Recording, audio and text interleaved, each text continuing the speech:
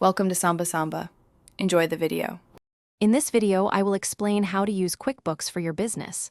First, you'll want to set up your company profile, including your business name, address, and tax ID. Next, connect your bank and credit card accounts.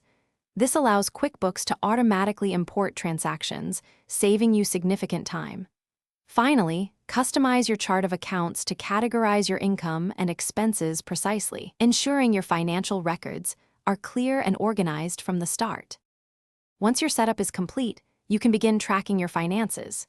Easily create and send professional invoices to your clients, ensuring you get paid on time. When recording expenses, categorize them accurately. This is crucial for tax deductions and understanding where your money goes. Remember to reconcile your bank and credit card statements every month. This process helps catch any discrepancies and ensures your books are always balanced and correct. QuickBooks offers powerful reporting tools to give you insights into your business's health. Generate essential reports such as your profit and loss statement and balance sheet to understand your financial performance.